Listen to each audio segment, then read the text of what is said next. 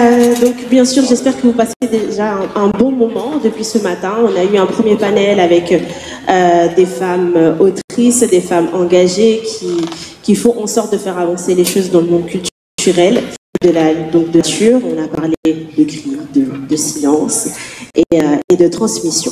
Toujours dans cette voie d'expression et surtout de recherche de solutions, il y a un enjeu aujourd'hui qui est inévitable et dont nous sommes aujourd'hui entourés, le numérique, le digital, et qui est au cœur des problématiques africaines. Nous avons ici des experts au niveau du digital et de l'IA qui savent ce que c'est que d'être dans l'accompagnement, dans le conseil et avec leur expertise, même dans l'IA. Voilà. Donc cette deuxième partie, vous l'aurez compris, c'est le digital et le numérique, catalyseur de la revitalisation culturelle afro-descendante. Permettez-moi de vous rappeler que récemment, si je ne me trompe pas, le 10 février, nous avons eu d'ailleurs le sommet de l'IA à Paris et que, évidemment, l'Afrique a un enjeu des enjeux importants à relever, mais pas que. Il s'agit aussi de savoir qu'est-ce qu'on fait de tout notre patrimoine, comment on arrive à digitaliser, à numéraliser aussi notre savoir-faire et notre patrimoine, et à être un petit peu des game changers au niveau du marché. Donc je vais commencer avec les présentations. À ma droite, pour être votre gentleman, Madame Anna Mbeng, qui est donc ingénieure en informatique, entrepreneuse, fondatrice de l'association Alay, dont elle va pouvoir nous dire quelques mots. Et à ma droite, Monsieur Blaise Diagne, qui est Data Protection Officer du groupe Call F et responsable des départements IT et Digital. Donc je vais vous laisser l'un après l'autre nous expliquer au mieux vos activités et commencer cette conférence sur le digital et le numérique, catalyseur de la revitalisation culturelle afrodescendante. Je vous prie de les applaudir, s'il vous plaît.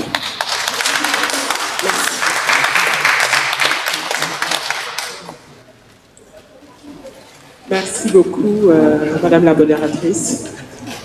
J'espère que vous allez très très bien. Merci beaucoup à Madame Correa. Félicitations, d'École Tiosan, 20 ans. D'École Tiosan. Tout à l'heure, il y avait quelqu'un qui me disait qu'est-ce que ça signifie. J'ai dit que je voyais ça de ma grand-mère, mais maman ne portait pas. Ce pagne-là est commun à toute l'Afrique. Quand il y a des grands événements, je suis sérère, les Mandjaks connaissent ça, les Burkinabés et Burkinabèses connaissent, les Congolais, les Baoulés, les Swahili connaissent. On est en fête aujourd'hui. Et merci beaucoup pour tout ce que vous faites pour la communauté, Madame Correa. Je m'appelle Anna Mbeng. Je suis maman de 2 enfants. Je suis venue en France pour étudier et j'ai déposé mes valises à Paris, une ville que j'ai aimée par la littérature. J'ai suivi un cursus d'abord de technicien. En cours du soir, après, j'ai fait mon cycle d'ingénieur. En cours du soir, avec les enfants, à l'école d'ingénieur du CNAM. Ça, c'est le parcours d'une femme. Entre les grossesses, les études, le travail, les attendus, les Western Union, la technologie. Juste pour vous dire que, au fur et à mesure qu'on avance, j'ai pu construire quelque chose, d'abord créer une entreprise en informatique. Le besoin que j'avais vu dans mon quartier, dans le 18e arrondissement de Paris, c'était un besoin par rapport à ma communauté. Dans le 18e arrondissement, on a près de 46 nationalités. C'est l'Afrique en miniature. Quand on veut faire des courses, on va à Château-Rouge. Ça veut dire beaucoup de choses. En congé de maternité, j'ai décidé de créer une association qui s'appelle Alay, l'arbre à palabres. Halay, ça veut dire l'arbre à palabres. au XXIe siècle, notre structure a ajouté la couche du numérique. Dans notre structure, on accompagne au droit commun pour répondre aux besoins du XXIe siècle. On a amené notre arbre à palabres afin de pouvoir résoudre les problèmes du XXIe siècle. Les siècles précédents, l'arbre à palabres signifiait là où on donne la justice, là où on célèbre les mariages. Et pour nous, au XXIe siècle, on avait l'obligation de mettre notre couche du numérique. Et ça fait 10 ans qu'on a célébré la semaine dernière les 10 ans de l'association Alaï.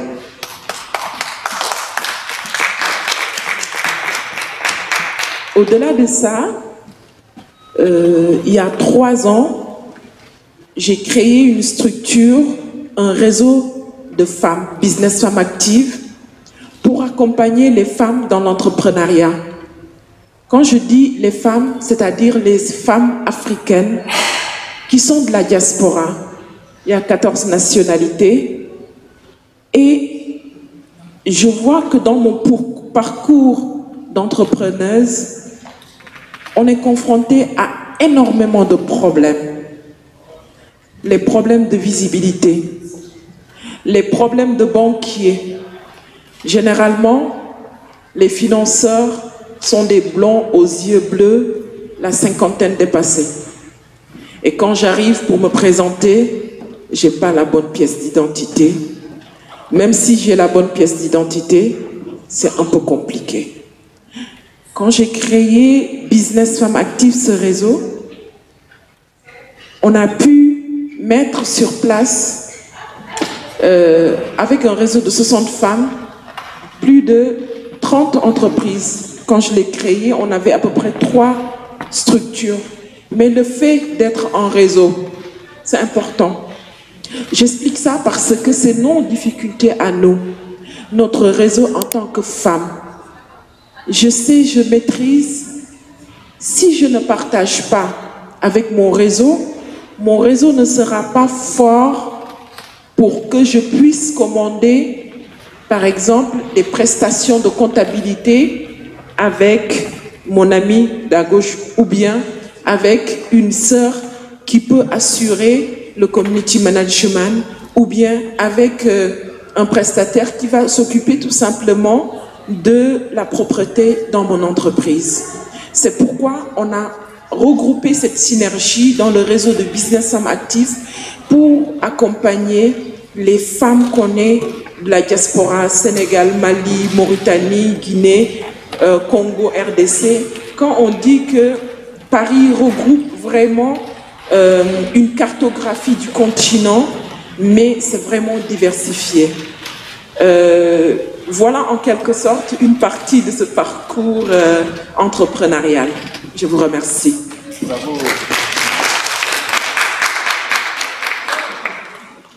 Merci Anna, merci ma chère sœur. Alors, moi je m'appelle Blaise Diagne. Je tenais d'abord à remercier ma grande sœur Paulette pour ce magnifique événement et je suis très heureux d'être parmi vous, mes frères et sœurs, puisque c'est un grand événement panafricain et Paulette est une des meilleures ambassadrices du panafricanisme que j'ai connues au cours de ma vie. Voilà, donc je tiens à te le dire, ma chère Paulette, c'est vraiment, et je pense qu'on peut l'applaudir bien fort parce qu'elle le mérite amplement. Paulette nous apporte ce qui nous manque à tous, c'est-à-dire le lien, parce que nous avons, moi je suis convaincu que nous les Africains, nous sommes extrêmement puissants, mais malheureusement nous n'avons pas assez de liens entre nous, et nous avons tous les talents et nous performons partout, nous avons les meilleures formations, nous connaissons le monde entier, nous parlons énormément de langues, et pourtant nous ne sommes pas connectés, et c'est ce qui fait en fait qu'aujourd'hui nous sommes dispersés et que nous n'avons pas un poids économique important. Le mindset de l'Africain, c'est un peu le mindset de l'Asiatique, c'est la communauté. Tant que nous serons individuels, ça ne marchera pas, parce que c'est ça notre mindset. Voilà. Alors, je vais me présenter très vite, après cette petite introduction. Moi, je m'appelle Blaise Diagne, j'ai 2 enfants aussi, bon, c'est des grands à 28 ans et 22 ans, j'ai 54 ans, ça se voit peut-être pas forcément. Alors moi, je suis aussi ingénieur de formation. Je suis d'abord mathématicien. J'ai fait une fac de maths. Après, je me suis orienté parce que je voulais être prof de maths. J'ai fait un stage en école et je me suis rendu compte que c'était pas pour moi. Ils m'ont épuisé au bout d'une semaine. Donc, je me suis orienté en économie et je suis allé vers la branche la plus mathématisée de l'économie qui s'appelle l'économétrie. Donc, l'économétrie, c'est de la data science appliquée à l'économie. Donc à partir de là, j'ai passé un concours d'entrée au service CNRS, c'est une grande école d'ingénieurs qui est basée à Clermont-Ferrand, qui forme tous les économistes de la Banque mondiale, du FMI. Il y a beaucoup de ministres de l'économie également, beaucoup de gens qui travaillent dans les banques centrales, un peu partout. Donc en y étant, il y a des copains qui ont été nommés ministres. En sortant, il y a des personnes qui sont venues après moi, qui sont devenus ministres ou conseillers ministériels ou autres. Et je suis rentré en fait au Crédit Agricole après plusieurs missions de consultation, comme économètre et économiste dans les collectivités publiques. Donc j'ai dû faire ça à peu près 2 ans, dont certaines missions pour le Crédit Agricole, enfin pour le service CNRS. Alors c'est Centre d'études et de recherche sur le développement international, c'est une école doctorale, un centre de recherche, et c'est également un institut qui forme des hauts fonctionnaires de tous les pays du monde, hein, on vient de partout, aux politiques économiques. Donc à la planification des politiques économiques, et il y a une branche ingénierie de projet que j'ai faite également. Donc, alors moi j'ai commencé ma carrière au Crédit Agricole en 2000 comme économiste, et ensuite j'ai rejoint Paris, en fait, Sofinco, donc Crédit Conso, où je suis devenu chargé d'études, on disait comme ça à l'époque, et à partir de là j'ai commencé à concevoir des logiciels. Voilà, donc c'était un problème, il y avait un problème, et je concevais des logiciels, mais des logiciels. Par exemple, j'ai conçu un logiciel qui permettait de passer d'un reporting à moi plus 10 à un reporting à J plus 1 pour 1250 personnes. Voilà, donc le réseau a réussi à gagner en réalité 1 mois, d'ailleurs même plus qu'1 mois, 1 mois plus 10 jours. Et donc tous les matins, il avait ses produits et ça nous a vraiment permis d'avoir énormément de gains de part de marché par rapport à la concurrence. À partir de... Bon, j'ai progressé comme ça, j'ai eu des équipes informatiques et à partir de 2005, j'ai piloté des départements informatiques. Donc j'étais un des plus jeunes responsables de département au Crédit Agricole. Alors un responsable de département, c'est quelqu'un qui est juste en dessous d'un directeur. Hein, vous avez le directeur informatique, vous avez des responsables de département, responsables de service, responsables de pôle. Donc j'avais une équipe de 20 personnes, je pilotais 60 applications informatiques, les applications au cœur de métier. Moi, l'Africain né au Sénégal, ayant fait mes études au Sénégal, donc aucun complexe. Hein. Voilà, on a tous le même cerveau, on a tous fait les mêmes études, on a tous bossé dans les mêmes livres, et pas de problème par rapport à ça. Les autres, voilà, faut le savoir. Hein. Je pense qu'il faut vraiment le dire par rapport à beaucoup de problèmes qu'on peut avoir. Et donc à partir de là, on m'a confié un département en me prenant comme une ampoule, voilà, un fusible. Mais en fait, j'ai réussi là où un autre directeur avait échoué pendant 2 ans. Il nous avait mis en retard. Et donc voilà, on m'a confié les 3 départements les plus importants. Tous les autres avaient 10 ans de plus que moi. On me prenait d'ailleurs pour le stagiaire à l'époque. Voilà, les gens parlaient à mon équipe, ils savaient pas que c'était moi le chef. Mais et donc à partir de là, depuis 2000, je crée des départements pilotes.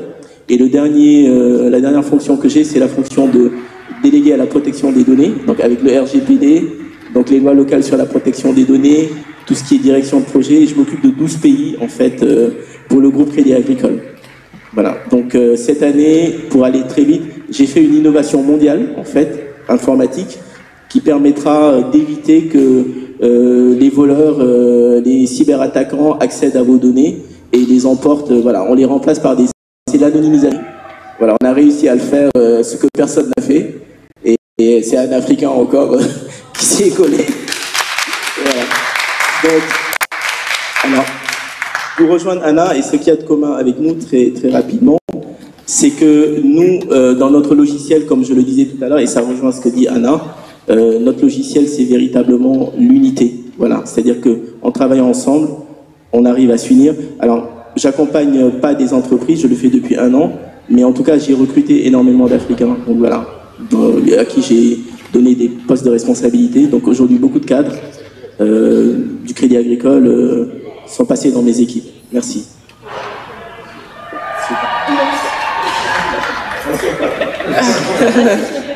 C'est super. Je vais continuer ce que Baldé, Cyprien et Badialo ont initié tout à l'heure les femmes. Senghor nous a rendu hommage. Les femmes, parce qu'elles sont meilleures partout. Vous imaginez la femme africaine. On est matriarcat et on est fiers d'être matriarcat. Et on doit arracher de plus de 3000 ans d'histoire biaisée pour remettre au XXIe siècle notre réalité, notre contexte historique et revitaliser à notre image. Pourquoi je dis ça? Parce qu'il y a près de 30 ans, il y avait une jeune dame, une jeune femme qui a raflé tous les concours général du Sénégal en 1972. Elle dit en 2006, quand elle recevait le prix Irène Joliot-Curie, elle disait être une femme africaine scientifique dans un domaine aussi exigeant peut être difficile.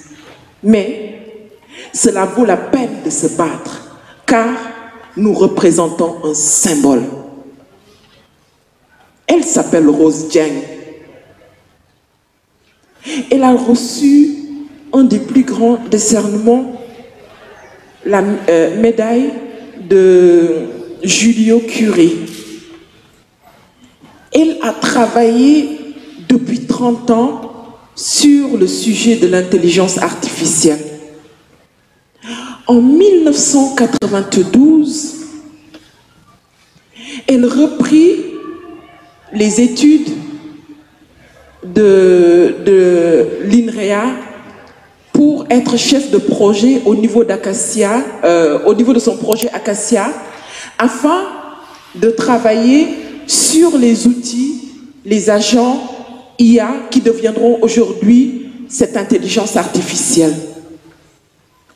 Quand je pose la question régulièrement, est-ce que vous connaissez cette dame? On me dit non.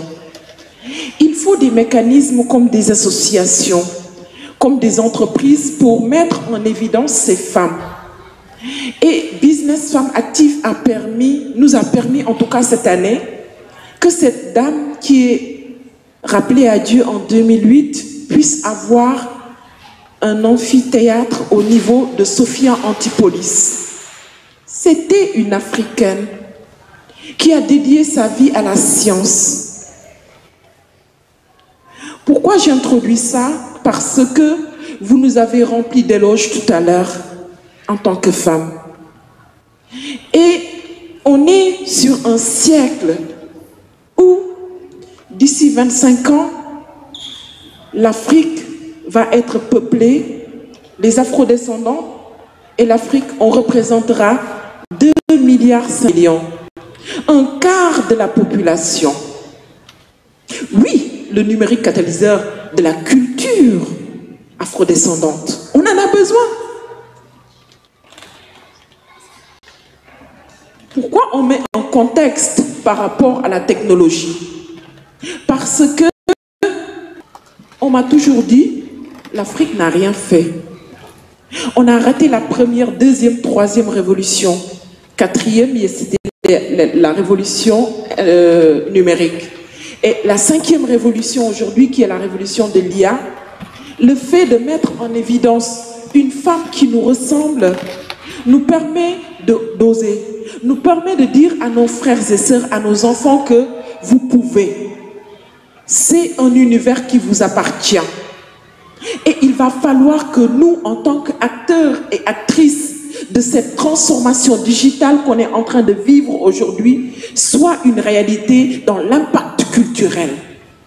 Si on est 2,5 milliards et qu'à 80% de la population sénégalaise, on représente des jeunes, il y aura des manquements pour cette éducation. Raison pour laquelle ce catalyseur qui est le numérique doit être intéressante pour nous, en tant que femmes et hommes. Il va falloir qu'on prenne ces mécanismes, il va falloir qu'on ait nos data centers, il va falloir qu'on ait ces technologies qui puissent accueillir ces informations partout dans le continent. Entre les États-Unis, avec leur Silicon Valley, et la Chine avec Huawei, on a tout ce qu'il faut.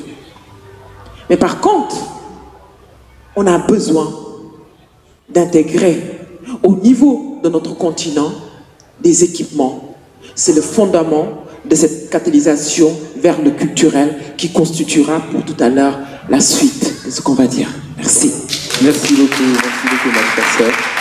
Alors, je vais juste essayer de définir quelques petites choses et raconter un peu l'histoire du numérique et de l'informatique. Alors, déjà, le numérique, en fait, c'est une technologie qui est fondée, parce que souvent les gens confondent numérique et digital. En anglais, c'est digital, d'accord? C'est vraiment en français qu'on parle de numérique et digital. Le numérique, c'est une technologie qui utilise, en fait, des données binaires. D'accord? Des données binaires organisées en fait sous forme de 1, 0, c'est ce qu'on appelle des bits, voilà, et puis un octet, c'est une série de 8. Voilà, c'est comme ça que l'information est organisée. Donc l'information elle est stockée, partagée, traitée et organisée de cette manière-là. C'est ça le numérique, d'accord? Le digital, en fait, c'est l'application du numérique dans la vie courante. Le digital, c'est par exemple ça, ce que nous avons tous aujourd'hui. D'accord, on citera quelques chiffres du commerce numérique, notamment en Afrique. Et donc, ce sont toutes les applications que nous avons. Ensuite, l'intelligence artificielle, on en parle aujourd'hui, mais en réalité, c'était déjà de la programmation. Derrière l'intelligence artificielle, il y avait de la programmation. Ce sont des programmes, c'est du langage. Il y a plusieurs types de langage.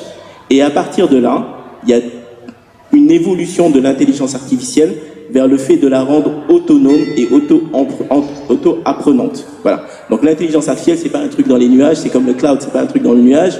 Le cloud, c'est du stockage de masse. Et l'intelligence artificielle, c'est simplement un programme qui ensuite va devenir un peu autonome et auto-entreprenant. Alors, juste pour parler de l'histoire de l'informatique très rapidement et revenir ensuite au niveau du numérique, il faut savoir que les premiers informaticiens, c'était des femmes. Au départ, c'était un boulot qui n'intéressait pas les hommes. Et le slogan aux États-Unis, c'était « Si vous savez programmer votre robot cuiseur, vous saurez programmer en informatique ». C'était ça, il n'y avait pas d'hommes, c'était pas un truc qui intéressait les hommes. D'ailleurs, ceux qui ont calculé la trajectoire pour la fusée Apollo, c'était des femmes afrodescendantes, qu'on a pratiquement, les calculatrices, qu'on a pratiquement oublié, mais il y a eu un film qui leur a rendu hommage, mais au départ, c'était un job de femme. Ensuite, quand la société s'est numérisée, qu'on a commencé à se rendre compte de la puissance de calcul des ordinateurs, d'un seul coup, ça gagnait un peu plus en termes de perspective de carrière. Et c'est là que les hommes sont allés vers l'informatique. Mais au départ, ça ne les intéressait pas. Donc les hommes sont allés vers l'informatique pour des questions salariales. Et ce qui est important aussi, ce qui est fabuleux, c'est que quand on parlait d'éducation, on a énormément, moi j'ai fait des séries scientifiques, hein, j'ai toujours été dans les sciences, dans les classes scientifiques, vous avez énormément de femmes. Ce sont nos majors en fait. Et à partir de la fac, on ne sait pas pourquoi elles disparaissent. Alors vous en avez quelques-unes, en école d'ingénieur, d'ailleurs ce sont les majors de promo, d'accord? Mais on ne les retrouve pas après. Et dans une association que j'ai créée qui s'appelle Détour pour le futur, qui prend des jeunes des quartiers pour les emmener justement dans des salons informatiques, des choses comme ça, eh bien, je leur montre qu'il y a des femmes informaticiennes, des femmes chefs informaticiennes. Nos meilleures informaticiennes sont des femmes. Je tenais à le dire, voilà, parce que ça va faire une petite transition vers ce que je vais annoncer après. Alors, par rapport à la revitalisation de nos cultures liées au boom du numérique, il faut savoir que déjà, on va dire le numérique et le digital appliqué a démarré autour des années 90. C'est pas quelque chose qui est nouveau, d'accord? On a simplement eu un boom à partir des années 2010 sur la partie Internet, c'est-à-dire sur tout ce qui était portail, puisque les portails sont apparus à peu près dans ces années-là, après 2000. Et c'est là que l'e-commerce, qui avait démarré déjà dans les années 90, c'est vulgarisé. Au début, les portails étaient uniquement des choses qui étaient informatives. D'accord ? On expliquait ce que l'entreprise faisait et on n'allait pas forcément vendre. C'est à partir des années 2000 qu'on a commencé à mettre de la vente en plus de la présentation des produits. Donc, à partir de là, on a eu ensuite un deuxième boom dans les années 2020, d'accord, à partir du Covid. Donc, je ne vais pas rentrer dans des chiffres du commerce, mais éventuellement, ce sont des choses qu'on pourrait aborder. Et c'est là on s'est rendu compte d'une transformation. On s'est rendu compte de deux transformations par rapport à la culture notamment. C'est que les médias mainstream qui monopolisaient en fait l'information, et notamment toute l'information culturelle et économique, ont commencé à perdre du terrain. C'est-à-dire qu'aujourd'hui, avec les réseaux sociaux, avec YouTube, Facebook, TikTok, vous pouvez partager une information de manière instantanée. Donc ça a amené énormément de choses en termes de boom économique, notamment au moment du Covid, où beaucoup de personnes se sont lancées dans l'entrepreneuriat parce qu'il y avait un problème de sens par rapport à leur précédent emploi. On a eu beaucoup de personnes, ça a été ce qu'on a appelé la grande démission, beaucoup de personnes qui se sont retournées vers l'économie numérique, vers l'e-commerce. Voilà. L'e-commerce par rapport au B2C, business to consumer, c'est-à-dire une entreprise qui va proposer des produits à un consommateur, l'échange entre consommateurs, mais également du consommateur vers l'entreprise. Et là où on a vraiment, nous, en tant qu'Africains et Afro-descendants, tiré notre épingle du jeu, c'est que ça nous a permis de nous mettre en relation avec, par exemple, des producteurs, notamment chinois. Alors, il faut le dire, hein, il y a beaucoup d'Africains qui vont faire du business en Chine. Et donc, ces producteurs ont pu fabriquer des produits qui avant étaient fabriqués de mauvaise manière, qui étaient des produits d'imitation culturelle, à valeur ajoutée culturelle. Et ce sont des Africains qui ont commencé à se rendre en Chine et à vendre leurs produits. Ce sont des Africains aussi, des Afro-descendants, qui ont commencé à vendre leur propre production artisanale. Ce qui fait qu'aujourd'hui, j'imagine que ça doit être le cas également dans l'association Alay, on a énormément d'entrepreneurs qui se sont lancés dans le e-commerce. Et qui se lancent dans l'e-commerce même sans avoir à gérer des stocks, puisque quand on fait du dropshipping, en fait, il suffit de commander et de transférer, ou alors on commande, c'est une production à flux tiré, c'est-à-dire que on ne commande l'article qu'à partir du moment où l'article est payé. C'est pour ça que vous avez un petit délai avant votre livraison. Il n'y a pas de stock. Et ça a permis d'incorporer dans le commerce mondial et dans les échanges des produits africains, des produits conçus par des Africains et des produits à valeur culturelle ajoutée africaine. Voilà. Donc ça, c'est quelque chose qui est très important. Juste sur l'aspect culturel, et je vais repasser la parole à Anna, même si j'ai mis un peu moins de temps que les 15 minutes.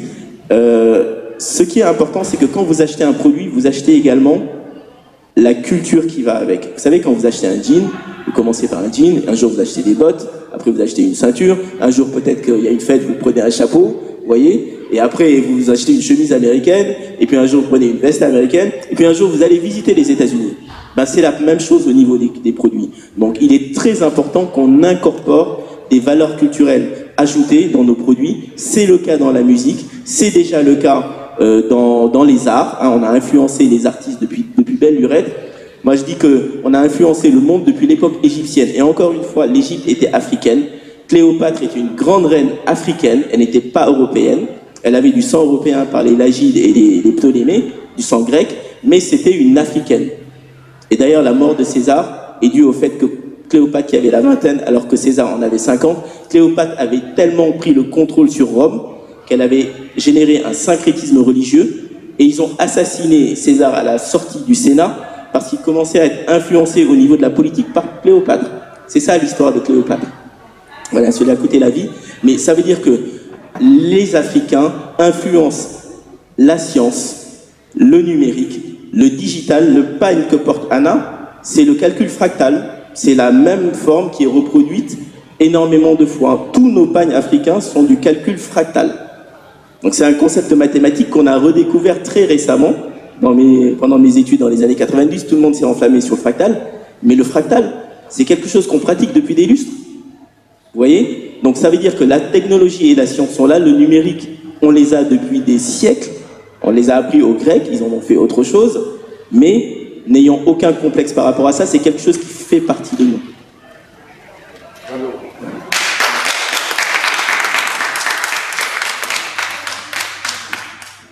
Merci beaucoup Blaise.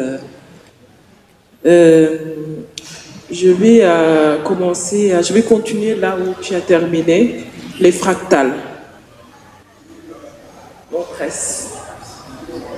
Notre S. Imaginez-vous. Est-ce que vous avez remarqué quelque chose? Tous nos enfants se tressent maintenant. Tout le monde se revendique de ces tresses-là. Nos pagnes tissées, effectivement. Et c'est-à-dire que quand on cherche, on trouve. On a la chance d'habiter dans un pays où un de ses plus grands savants du XXe siècle s'appelle Cheikh Anta Diop. Je pense que c'est un homme qu'on doit encore mettre dans les manuels de l'éducation nationale. Quand je dis l'éducation nationale, je parle évidemment du Sénégal. On ne connaît pas beaucoup. Je déplore que Cheikh Anta Diop soit plus connu au Cameroun qu'au Sénégal. C'est des faits et c'est une réalité. C'est important de le reconnaître. Quand je disais tout à l'heure qu'en 25 ans, on va représenter un quart de la planète, c'est que tout est à construire au niveau du continent aujourd'hui. Il y a deux choses qui m'ont marqué dans l'histoire du continent et des afrodescendants. La femme et la culture. Je répète, la femme et la culture. La femme, pourquoi? Parce qu'elle a tenu bon jusqu'à ce qu'il y ait cette conscience collective de cette jeunesse qui veut impacter et qui veut changer. On a parlé tout à l'heure de la traversée de la Méditerranée. Et la culture, les masques, la culture a tendance à disparaître, mais quand on parle du Bénin, quand on parle du Cameroun, du Sénégal, de l'Égypte antique, on a cet art pictoral, art visuel, art qui est resté jusqu'à maintenant. Il faut savoir que la technologie, les technologies de l'information aujourd'hui peut être un avantage de cette diplomatie culturelle, de cette éducation qui peut être un point essentiel sur l'éducation. Utilisons ce numérique à bon escient. Utilisons ces technologies à bon escient. Pourquoi? Parce que quand on observe l'éducation parentale, l'éducation numérique de ces technologies, on remarque que les parents connaissent, la jeunesse qu'on éduque a changé. Et ces changements-là, les outils du numérique en ont une grande partie. Auparavant, on nous éduquait en nous disant que ne prenez pas un bonbon d'une personne que vous ne connaissez pas. Le bonbon est là maintenant. Est-ce que nous, en tant que parents, on voit ce bonbon sur ce smartphone? Il y a des avantages et inconvénients. Les avantages, c'est la prise en main de ces contenus. 800 millions de smartphones circulent en Afrique. Quels sont les acteurs qui régulent? Quels sont les acteurs qui pourront être conscients, avoir cette signature, qui donneront les directives de ces contenus pour que nos enfants ne soient plus dans des contenus inappropriés? La pornographie, la violence, l'isolement. Je prends l'axe de cette éducation numérique pour que la culture soit le catalyseur de ces outils. Pourquoi? Parce que si, moi, en tant que maman, en tant que papa, je ne réussis pas à donner les informations nécessaires d'une éducation avec déontologie et éthique, si on met en place, si les institutions prennent la main pour développer, pour éduquer à travers ce moyen ô que puissant, en l'espace de 10 ans, la jeunesse africaine a vu ce que les parents n'ont pas vu depuis des décennies. En l'espace de 20 ans, la jeunesse africaine a vu ce qu'on les a cachés, probablement, je ne sais pas. C'est là où il faut mettre la culture au service de l'éducation des enfants. Moi, c'est cet axe que j'ai décidé de défendre. La culture a besoin d'être vulgarisée parce que les afrodescendants, nous qui sommes ici, j'ai laissé mes enfants à la maison. Mais j'ai donné des informations à partir de ce smartphone. Autant de millions de femmes qui ont fait pareil et de millions d'hommes qui ont fait pareil. Les familles monoparentales, les familles précaires.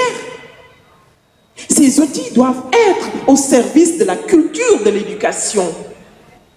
Quand on parle des contenus sur le web, ces contenus ont besoin d'être canalisés, d'être dirigés en quelque sorte pour que cette éducation soit une véritable source d'éducation pédagogique.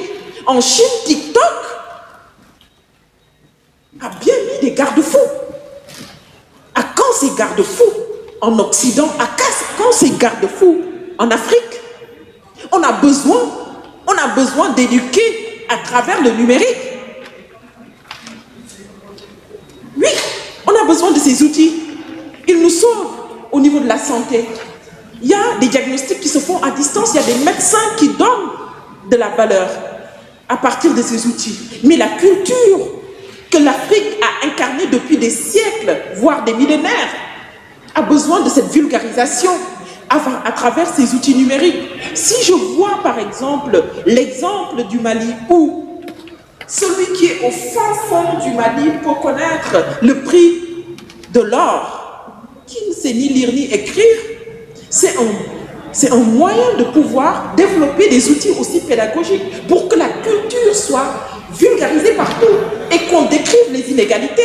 Parce qu'un TikToker de France, un TikToker de Washington gagne plus, alors qu'un TikToker de Kinshasa ne gagne absolument rien.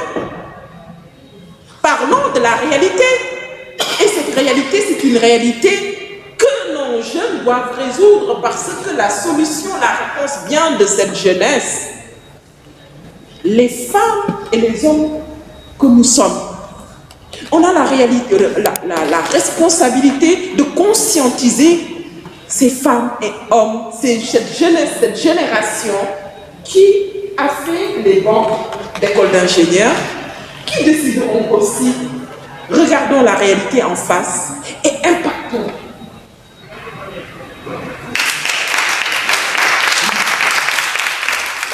Je vais rebondir sur ce que dit Anna, et c'est très important. C'est vrai que les contenus, quand on regarde les contenus qui sont adressés à notre jeunesse, c'est quoi? C'est de la danse, c'est de l'humour, pas de contenu pédagogique. Et il faudrait vraiment faire attention parce que autant aujourd'hui il y a énormément de reportages sur l'histoire, par exemple l'histoire d'Haïti, l'histoire de nos anciens empires et royaumes, et ça c'est quelque chose de très positif, mais faisons attention aussi par rapport aux jeunes à l'usage malveillant qu'il peut y avoir sur les réseaux sociaux et le digital. Alors tout à l'heure, tu as cité un certain nombre de commerces illicites, mais n'oublions pas aussi que l'intelligence artificielle elle-même a un biais. C'est-à-dire que quand on fait de l'intelligence artificielle, surtout quand elle est générative, l'intelligence artificielle générative, c'est celle qui reprend un certain nombre de faits et qui va les associer. Là, l'État français a fait récemment une publicité, enfin en tout cas quelque chose à destination des jeunes, et qui avait pour vocation de rappeler la libération. Et ben dans la foule de la libération, il y avait un soldat avec un casque allemand, et le drapeau qui était au-dessus, c'était le drapeau, c'était pas le drapeau français, c'était le drapeau de l'Empire du Soleil Levant, le drapeau japonais impérial. Donc ça veut dire que l'IA avait généré un Allemand en train de faire la fête avec les Français qui se libéraient et le Japon impérial. Donc tout simplement une chose importante, n'oublions pas aussi que l'IA a beaucoup de vertus. Il va apporter 30% à peu près de gains de productivité, d'accord. Il va augmenter l'homme, il ne va pas le remplacer, il va compléter effectivement des diagnostics médicaux qui vont aller beaucoup plus vite, il va permettre de calculer énormément de choses, mais rappelons-nous aussi que l'IA a un biais, c'est ce qu'on appelle l'hallucination dans l'IA, l'IA peut mentir, voilà. Et il faudrait aussi que nos jeunes apprennent, que ce soit dans les produits culturels, dans l'information culturelle, historique ou autre, il faudrait qu'ils apprennent, et même dans la manipulation, on va dire entre guillemets politique et géostratégique, il faudrait qu'on éduque nos jeunes aussi à avoir du recul par rapport à ce qu'ils peuvent voir. Je vais juste terminer par donner un chiffre, enfin quelques chiffres. Il va y avoir en Afrique francophone 848 millions d'habitants en 2050. Là aujourd'hui, le taux de pénétration du portable, téléphone portable, en Afrique subsaharienne va passer de 51% en 2022 à 87%. En 2030. Par rapport à ça, le monde, c'est 76% versus 51% en 2022 et 92% pour le monde. Ça veut dire que l'Afrique va avoir un taux de pénétration de portables énorme. Donc ça donne des perspectives de développement économique, commercial et on va dire en termes d'instruction, de production énormes. D'accord ? Sur les 6,3 milliards de connectés et d'abonnés au téléphone en 2030, vous aurez à peu près la moitié d'1 milliard d'Africains. D'accord? On va bondir d'1 milliard d'utilisateurs et d'abonnés au téléphone de 2022 à 2030. Et dans ce milliard-là qu'on va gagner, il va y avoir une moitié d'Africains. L'autre moitié, ce sont les Indiens.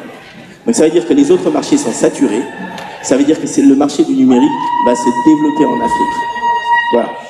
Donc je vais terminer là et je vais laisser également Anna ajouter quelque chose avant d'accueillir vos questions, si vous en avez. Merci beaucoup Blaise. Je pense que l'enjeu aujourd'hui de la culture, c'est un enjeu essentiel pour qu'on puisse garder notre identité. Cette identité qui est à la fois identité continentale, identité afrodescendante et identité mondiale, doit permettre au continent, doit permettre aux Caraïbes d'avoir leur signature. Dans le monde plus que globalisé, dans ce monde plus que globalisé, on a l'obligation de laisser cet héritage à notre jeunesse, de garder, de préserver, de développer, d'apporter notre signature. Et on a initié. On a initié grâce à la technologie. Cette fois-ci, on ne va pas nous dire qu'on n'a pas assisté ou bien on n'a pas impacté dans cette révolution. Cette dernière révolution numérique et digitale, tout ce qu'on peut dire, les I3E, on a des brevets issus de l'Afrique. On fait partie de cette génération qui a inversé la tendance. Et cette génération a besoin de porter, de communiquer cette information à la nouvelle génération décomplexée.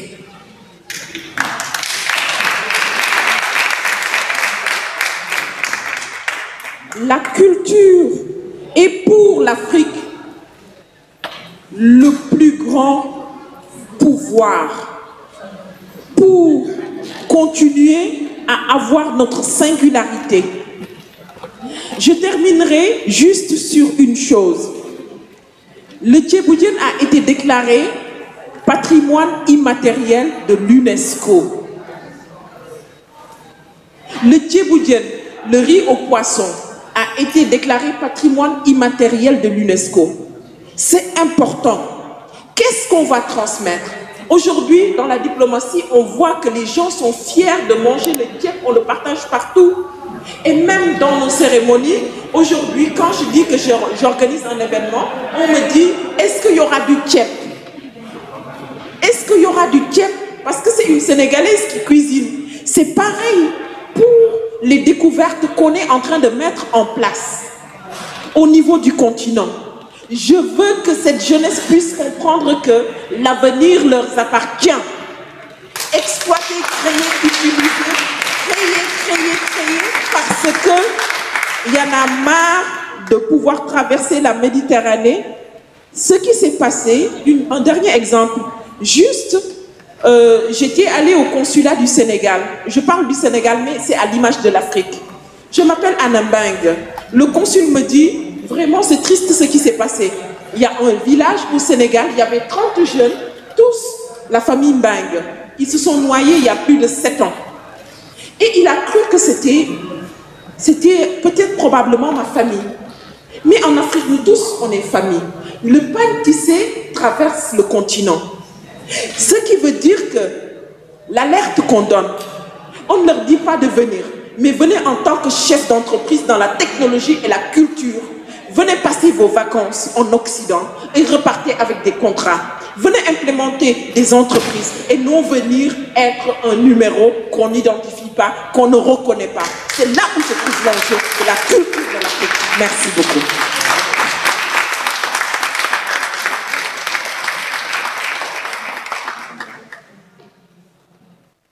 On peut les applaudir encore, c'est merveilleux.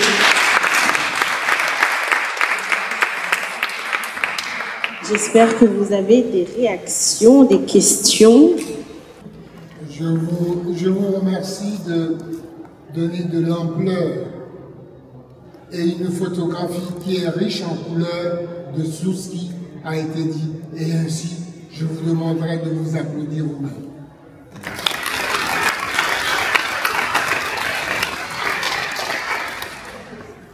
Si je prends la parole, c'est parce que nous avons tous été émus par le discours qui vient des deux personnes que nous avons là-haut. Mais ces personnes nous renvoient encore quelque chose de très difficile qui est réfléchir et trouver une raison à notre réflexion.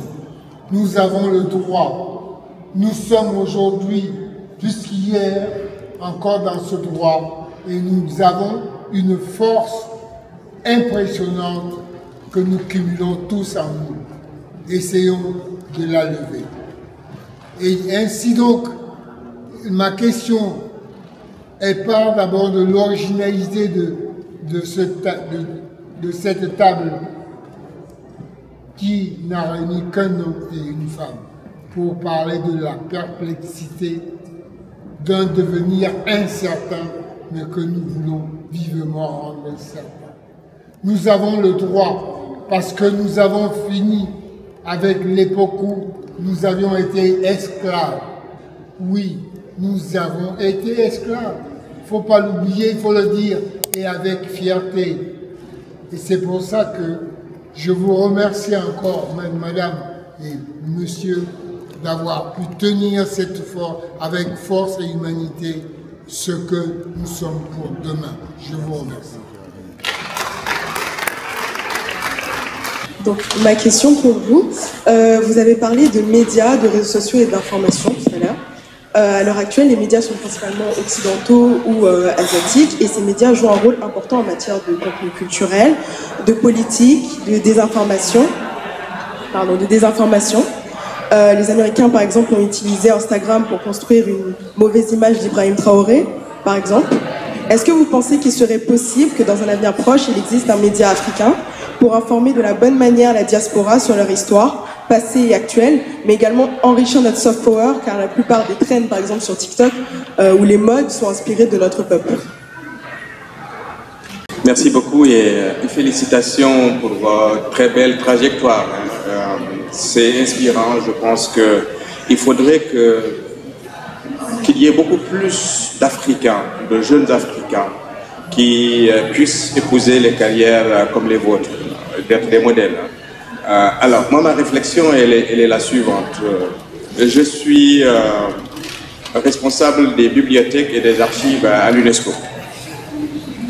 La véritable problématique de l'Afrique aujourd'hui, c'est la cybercolonisation. On est passé par Berlin, L'Amérique est passée par 1492. Aujourd'hui, avec le cybermonde, l'Afrique est plus que colonisée. Le vrai problème, c'est l'offre, le contenu que nous allons mettre dans ce cybermonde. Au lieu d'être des consommateurs, il faudrait que nous soyons des producteurs, des gens qui offront un service. Mais quel service devrons-nous offrir? Pas revendre des bibelots fabriqués en Chine, pas de revendre sur Internet des choses fabriquées en Occident.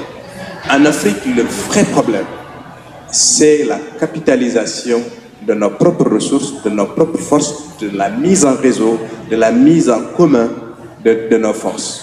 Nos esprits sont encore berlinisés. Nous réfléchissons encore toujours de manière très berlinisée. On est dans les frontières de Berlin. Quand je dis qu'il nous faut capitaliser, regardez par exemple, qu'est-ce que nous mettons en ligne? Vous avez parlé de la digitalisation. Moi, j'ai reçu un chèque de 6 millions de dollars il y a 15 jours. Pour faire quoi? C'est pour mettre en ligne les archives de l'UNESCO. J'ai reçu un chèque de 6 millions de dollars. C'est autour d'une table comme ça. Vous avez besoin de combien? Oui, nous avons besoin à peu près de 6 millions pour, dans les 5 ans à venir, mettre en ligne toute la production de l'UNESCO, y compris les productions du Sud. Parce qu'il ne faudrait pas que le narratif soit toujours le narratif de l'Occident. Il faut que la production du monde arabe, de l'Afrique, des pays du Sud soit aussi en ligne. Le bonhomme qui m'écoutait, c'était un émir. Et il m'a dit, vous avez besoin de combien? Je disais, besoin de 6 millions. Le lendemain, j'avais le chèque de 6 millions sur la table. En Afrique, nous, qu'est-ce que nous faisons? Nous avons vendu les archives de Ousmane Sembène. Vous savez, Ousmane Sembène, c'est qui? C'est le premier cinéaste sénégalais, presque africain, de l'Afrique francophone. J'aime pas le terme Afrique francophone. L'Afrique n'est ni francophone ni anglophone.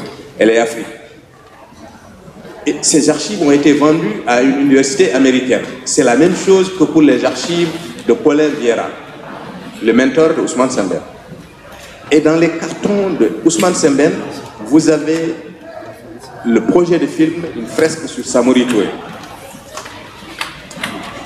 Dans quelques années, peut-être qu'on va avoir le laboratoire, comment on dit, le studio Marvel, pour nous sortir un film du genre Wakanda, Wakanda Forever. Et nous allons nous plaindre. Et on sait aujourd'hui que Wakanda et Wakanda Forever rapportent plus que le pétrole et le gaz pour le Sénégal. Donc l'offre culturelle, c'est ça la véritable chance de l'Afrique. C'est sur cela qu'il va falloir travailler. Il faut travailler sur la mise en réseau des intelligences et des capacités des enfants africains et de les éduquer en conséquence. Merci. Ma question, elle a un rapport avec mon activité. Donc, je suis entrepreneur, je développe un logiciel CRM et je suis partie from scratch et j'ai fait faire le travail par une start-up sénégalaise. Et on veut digitaliser l'hôtellerie africaine pour mettre en avant l'accueil, l'hospitalité africaine. Et on veut utiliser un outil africain pour ça. Des CRM, il en existe plein. Maintenant, la problématique à laquelle on fait face, c'est que quand on va voir certains hôteliers, ils sont ravis de ce que ça peut leur apporter, l'utilisation d'un tel outil, mais ils sont en même temps réfractaires parce que ils n'ont pas l'habitude forcément, ils n'ont pas cette habitude de digitaliser leur process. Et vous parliez tout à l'heure de vulgarisation, d'essayer de vulgariser au maximum le digital. On a un gros problème là-dessus, dans le sens où c'est des professionnels, ils connaissent leur métier, mais ils ne veulent pas forcément, par exemple, s'ouvrir à cette ère du digital dans laquelle on est en fait.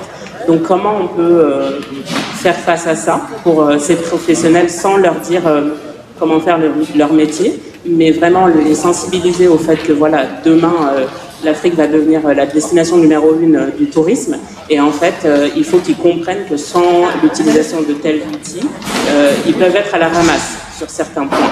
Donc voilà, l'idée c'est vraiment comment les sensibiliser à l'usage du digital au quotidien dans leur process. Merci. Vous avez parlé des fractales. Je voudrais tout simplement insister sur une chose. Monsieur, vous avez parfaitement raison, monsieur de l'UNESCO. L'avenir, Senghor disait que le développement passe par la culture. On s'est moqué de Senghor parce qu'on dit, mais comment la culture peut développer un pays? Mais ils n'ont rien compris. Les États-Unis travaillent beaucoup sur cette question-là. Le numérique et le digital peuvent favoriser la connaissance de, par exemple, notre ami Fatou Kiné. Le digital, le numérique ont permis aux Africains, effectivement, de travailler sur l'agriculture avec les drones, la santé, etc., etc. Dans la démocratie, le vote démocratique, il est extrêmement important qu'on ne soit pas à la traîne, que l'Afrique parle à l'Afrique via aussi le numérique, mais tout en contrôlant son usage. On dit que science en conscience n'est que ruine de l'âme. Il est important de l'enseigner, de l'instruire, mais de le cadrer. Sinon, on tombe. Les Asiatiques qui vendent TikTok l'ont bien cadré, mais nous sommes des consommateurs gourmands. Nous suçons la moelle et nous avalons l'os. Nous prenons tout. Et c'est ça notre difficulté. Donc il faut des gens comme nous pour enseigner la parentalité, cadrer les choses pour que tout se passe très bien. Le numérique n'est pas mauvais. C'est l'utilisation qu'on en fait qui est mauvaise. Alors on me précipite, j'arrête. En douceur, en douceur. En douceur. Je vous laisse répondre rapidement. Faire le tri. D'accord. Alors je vais répondre. D'accord, je vais répondre en moins de 4 minutes. Par thématique. Je m'y engage. Alors, je vais déjà répondre à la demoiselle.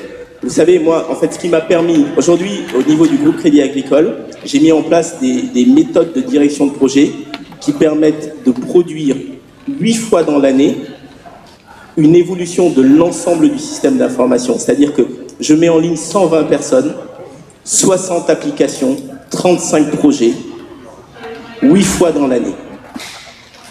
Et ce qui m'a permis de le faire, c'est simplement que je suis né en Afrique. Parce qu'en Afrique, on travaille ensemble. Et deuxièmement, quand on n'a pas les choses, on les crée. Donc il n'y a aucune raison de ne pas créer des choses. En France et dans le secteur bancaire, les meilleurs informaticiens sont africains. Vous savez, quand vous avez un blocage de production ici, la plupart des autres personnes rentrent chez elles. Nous, on est sur nos ordi jusqu'à 1h, 2h du matin. Je ne sais pas s'il y a des informaticiens africains ici. Je pense que monsieur acquiesce. Il n'y a que nous. Il n'y a que nous. Il n'y a que nous. C'est nous qui créons, en fait, c'est nous qui tenons l'informatique ici en France. Et c'est la même chose ailleurs. Très rapidement, je vais répondre au monsieur, rapidement, sur les bibliothèques. La bibliothèque la plus importante du monde grec, c'était la bibliothèque d'Alexandrie. Voilà, c'était la bibliothèque de Cléopâtre. Hein. Donc aujourd'hui, il ne tient qu'à nous de numériser effectivement les éléments que nous avons. Mais je pense qu'il y a un rôle de valorisation et d'exploitation très important qui doit être fait par nos chercheurs, par nos historiens, par nos sociologues, par nos sémiologues, par nos anthropologues. Parce que nous avons une masse et un terreau de connaissances, mais si nos propres chercheurs africains ne viennent pas dessus, si nous ne nous approprions pas notre numérique et notre stockage souverain, aujourd'hui il y a des politiques en Afrique de numérique souverain, c'est-à-dire qu'on fait des data centers en Afrique. À partir du moment où vous faites un data center en Europe ou aux États-Unis, et je suis délégué à la protection des données, je m'occupe de 12 pays, je vois très bien ce que c'est l'intrusion numérique et l'intrusion dans nos données. Tant que nous n'aurons pas ces informations-là qui seront rapatriées chez nous et pas chez l'émir qui nous a financés, même s'il faut le remercier, et tant qu'elles n'iront pas aux États-Unis, eh bien à ce moment-là, on se fera capter notre culture. Voilà. Je n'ai pas eu le temps de vous répondre, mais on discutera plus tard. Merci. Je me permets de remercier l'auditoire parce que vraiment c'est riche. Pour la jeunesse, c'est vous qui devez créer. C'est vous qui devez imaginer ce que vous voulez voir, ce que vous voulez créer, ce que vous voulez faire passer comme message. Il va falloir que l'Afrique subsaharienne puisse créer, implanter ces data centers. C'est la base de la digitalisation. Est-ce que vous savez que 90% des données sont stockées entre la Chine et les États-Unis? La Chine, 70%, non, les États-Unis, 70% des data dans leur data center, et la Chine, qui tend vers les 40% aujourd'hui. Et le reste du monde a des bases de données, des data centers, là où on stocke les données. Si on est aussi nombreux, il faut que l'État puisse avoir une stratégie d'implémentation de ces infrastructures qui stockeront ces informations, qui détient l'or des data, détient l'autonomie aujourd'hui. C'est l'or de la planète aujourd'hui. Si tu as ma pièce d'identité, mon numéro de téléphone et tout ce qui se trouve derrière, tu as tout ce qu'il faut pour pouvoir donner une stratégie économique, sociale, solidaire, sanitaire. Et il va falloir que ces dirigeants qui ne sont pas formés entrent en formation pour que la stratégie de cette culture qui doit être un moyen de connaissance, de développement, puisse être structurée de telle sorte que cette jeunesse puisse prendre en main son avenir. Parce que probablement, nous, on a échoué, mais vous n'avez pas le droit d'échouer. Parce qu'on a les éléments qu'il faut, au moment qu'il faut, pour que vous puissiez avoir votre stratégie de développement. N'ayez pas honte de vous. Moi, n'est pas ma pièce d'identité. Je suis fière de ce que je suis. Et vous, cette génération, vous devez être fiers de ce que vous êtes. C'est ce qu'on donne comme information pour l'afrodescendance. Merci beaucoup.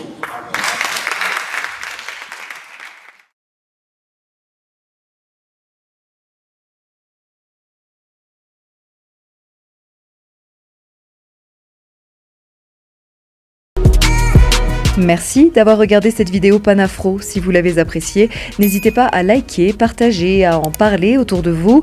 Abonnez-vous à notre chaîne YouTube et activez la cloche de notification pour ne rater aucune de nos prochaines publications. Pour aller plus loin et élargir le débat, rejoignez-nous sur Facebook, Instagram ou WhatsApp. Vous pouvez nous soutenir en devenant membre premium. De nombreux avantages, contenus exclusifs et en illimité sont à retrouver sur la plateforme play.panafrotv.com. D'autres surprises vous attendent également sur panafrotv.com. Alors à bientôt sur les réseaux Panafro.